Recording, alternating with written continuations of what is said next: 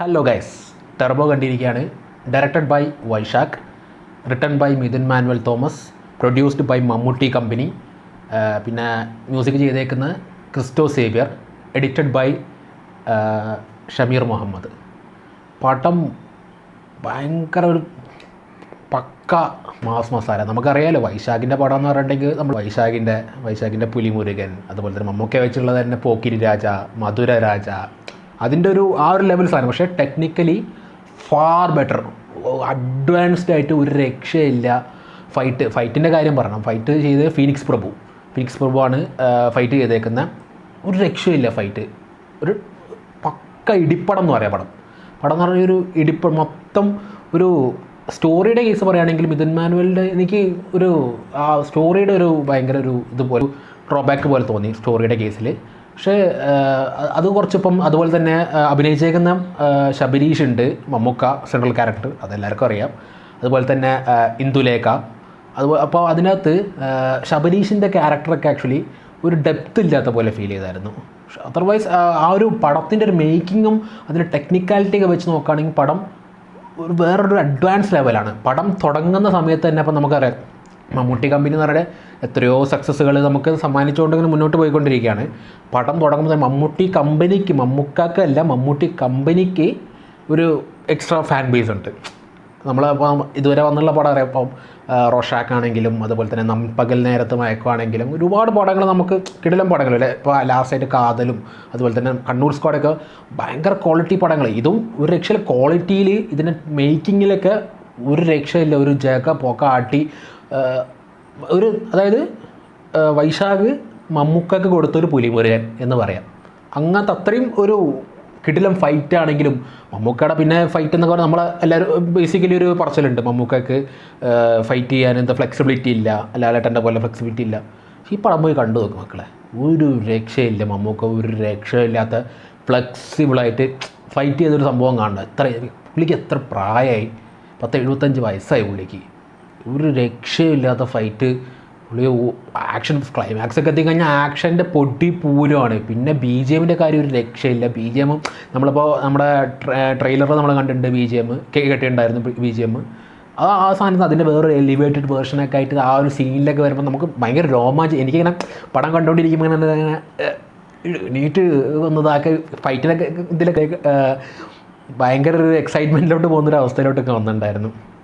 അങ്ങനെ പിന്നെ നോക്കുകയാണെങ്കിൽ പക്ഷേ ഞാൻ പറഞ്ഞ പോലെ തന്നെ ഒരു കഥയുടെ ഒരു ബേസിക് കഥയുണ്ട്, പ്ലോട്ട്. അത് നമ്മൾ സ്ഥിരം കണ്ടിപ്പം ഏതാണെങ്കിലും ഇപ്പോൾ നമ്മൾ നോക്കുകയാണെങ്കിൽ പുലിമുരുകനാണെങ്കിലും വൈശാഖിൻ്റെ പടങ്ങളൊക്കെ അങ്ങനത്തെ തന്നെയാണ്. ഇപ്പം ആ മേക്കിങ്ങിലും ആ ഒരു മാസ് മസാലയിലാണ് സംഭവം വൈശാഖിൻ്റെ പടങ്ങളെല്ലാം മുന്നോട്ട് നിന്നിട്ടുള്ളത്.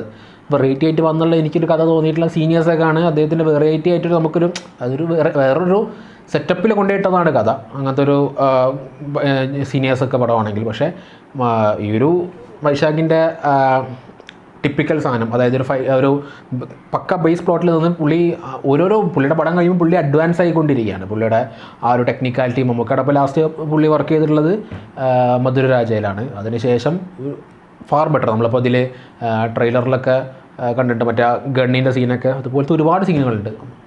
ആ ഒരു കിടിലം പടം ഭയങ്കര രസമാണ്. Must theatre വാച്ചാണ്. OTT വരാമെന്ന് പറഞ്ഞിട്ടുണ്ടെങ്കിൽ നീയൊക്കെ എന്ത് തേങ്ങയുടെ പറഞ്ഞെന്ന് നിങ്ങൾ ചോദിക്കും. OTT ഒന്നും കാത്തു നിൽക്കരുത്. ആ ഒരു തിയേറ്റർ എക്സ്പീരിയൻസ് ചെയ്യാം. വലിയ തിയേറ്ററിൽ പോയി എക്സ്പീരിയൻസ് ചെയ്യാം. നല്ല ആൾക്കാരൊക്കെ ഉള്ള, ഇഷ്ടംപോലെ ആൾക്കാരൊക്കെ ഉള്ള, നല്ല ആരവത്തോടെ കാണാൻ പറ്റുന്ന തിയേറ്ററിലൊക്കെ പോയിട്ട് പടം എൻജോയ് ചെയ്യുക. ഫാമിലിയായിട്ട് എൻജോയ് ചെയ്യുക, ഫ്രണ്ട്സുമായിട്ട് എൻജോയ് ചെയ്യുക. അങ്ങനെ ആരുടെ ഇപ്പോൾ ലവേഴ്സിൻ്റെ ഒപ്പം പോയിട്ട് ഒരു എൻജോയ്, പക്ക ഒരു എൻ്റർടൈനറാണ് പടം. നമ്മളിപ്പോൾ മുമ്പ് കണ്ടുള്ളപ്പോൾ മമ്മൂട്ടി കമ്പനിയുടെ പടങ്ങൾ പോലെയല്ല, ആ ഒരു എൻ്റർടൈനറാണ്. പിന്നെ പോരാത്തതിന് സ്റ്റണ്ട് പോരാതെ കാർ സ്റ്റണ്ട്, മമ്മൂക്കയുടെ കാർ കൊണ്ടുള്ള ഒരു കിട്ടില്ലം പരിപാടി ഉണ്ട്. ക്ലൈമാക്സിലോട് അടുക്കുമ്പോഴൊരു കിട്ടില്ലം സാധനങ്ങളുണ്ട് മമ്മൂക്കയുടെ കാറിൻ്റെ സംഭവം. ഡ്രിഫ്റ്റിങ്ങും റേസിങ്ങും സംഭവം വെച്ചിട്ടുണ്ടെങ്കിൽ നമ്മൾ നോർമലി സിനിമകളിലൊക്കെ കണ്ടിട്ടുണ്ടാവും അങ്ങനത്തെ ചേസിങ് സംഭവം. പക്ഷേ ഇത് നമുക്കറിയാം ഈ സംഭവം എല്ലാം ചെയ്യുമ്പോൾ മമ്മൂക്കയാണ്. അതിൻ്റെ ഒരു എക്സൈറ്റ്മെൻറ്റ് ഉണ്ടല്ലോ, മമ്മൂക്ക ചെയ്യുന്നു, ആ സംഭവം ചെയ്യുന്നത് മമ്മൂക്കയാണെന്നുള്ള അറിയുന്നൊരു സാധനം, ഒരു എക്സൈറ്റ്മെൻറ്റ് ഉണ്ടല്ലോ, അതൊരു വേറെ സംഭവം. ഒരു രക്ഷയില്ല. ആക്ടേഴ്സിൻ്റെ കാര്യം പറയുമ്പോൾ വിട്ടുപോയതാണ് രാജ്ബി ഷെട്ടി. പുള്ളിയാണ് മെയിൻ വില്ലൻ. അതെല്ലാവർക്കും അറിയാം. അതിപ്പോൾ ട്രെയിലർ കണ്ടവർക്ക് എല്ലാവർക്കും അറിയാം പുള്ളിയാണ് മെയിൻ വില്ലൻ. പുള്ളി ഒരു രക്ഷയില്ല. പുള്ളിയുടെ ആക്ഷനാണെങ്കിലും പുള്ളിയുടെ ഒരു ആറ്റിറ്റ്യൂഡാണെങ്കിലും ഒരു പക്ക ഒരു പുള്ളി ഇങ്ങനെ ചില സാധനങ്ങളൊക്കെ പടത്തിൽ ഇങ്ങനെ നോർമൽ ചില സാധനങ്ങൾ ക്ലീഷേ സാധനങ്ങൾ, എനിക്ക് ക്ലീഷേ ഇഷ്ടമില്ല, ഒരു ഡയലോഗ് ഉണ്ട് പുള്ളിയുടെ. ചില സാധനങ്ങളൊക്കെ നമുക്ക് ക്ലീഷേ തോന്നുന്നത് പുള്ളി അതിലത് പറയും ഐ ഡോണ്ട് ലൈക്ക് ക്ലീഷേ എന്നൊക്കെ പറഞ്ഞ ഡയലോഗൊക്കെ ഉണ്ട്. കിട്ടില്ല സംഭവം.